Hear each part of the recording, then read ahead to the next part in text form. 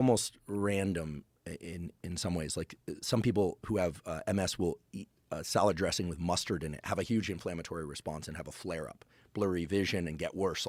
And then it returns to mustard. Things like mustard. Because Is mustard inflammatory? Well, mustard isn't necessarily whole body inflammatory, but if it's spicy mustard, it binds to what's called the substance P receptor or the capsaicin receptor. We have receptors for anything that's kind of hot and spicy. And those are the same receptors that respond to hot liquid. Heat and spicy, obviously, very, very closely linked, and pain, all three of those very close. Whereas pain relief, very closely related to menthol and cool, not just the taste, but the actual physical sensation of cool. So heat, pain, and inflammation kind of are cousins in this sense.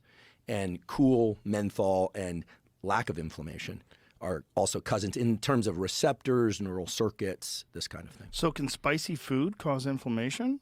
Sure. Yeah. Really? Yeah. But I think one of the best ways to think about inflammation, and here I definite hat tip to Lane Norton, who we both know, and Andy Galpin, who both really impressed upon me the fact that if we were to measure somebody's blood pressure, inflammatory markers, heart rate, and cortisol during a hard workout, and you didn't know they were doing a hard workout, I just handed you the data, and you're a medical doctor, you'd say, this person's dying. Right. So inflammation is robust during hard exercise. But I think what's so incredible about the human body is that the increase in blood pressure, inflammation, et cetera, is what triggers the adaptation so that blood pressure and inflammation, et cetera, are all much lower the other 23 hours of the day. And so there's something special about our system whereby, maybe if you had really hot peppers, like the most famous of these is the Carolina Reaper. You know about this? The Carolina Reaper. I have some in my hot sauce.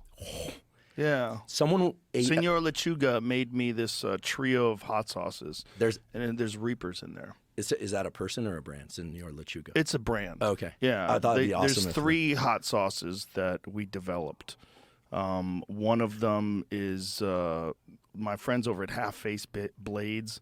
They developed this one that I really like, so he added that to my little 3 collection, and it's like, I think it's Reapers, sun-dried tomatoes, and some other stuff, and truffles. It's really good. Amazing. Yeah, and then he's got 2 other ones. One of them with habanero, but there it is. Those are the 3.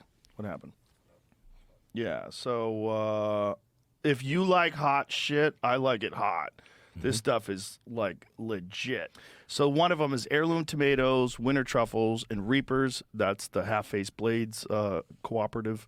And then the other one is, I don't even know how to say that word, chulacale. How do you say that? I'm not. Chulacale. I'm in Texas. I'll embarrass myself even more. Get your cursor off that, please. Colima salt and ghost pepper. That one's rough. It's really delicious, though. And the other one's habanero, urfa chili, and paprika. And I love them all. Yum. But I like really hot. Well, like if you're like, boy, this Tabasco is rough, stay the fuck away from that stuff. Because the stuff I like is pretty rough.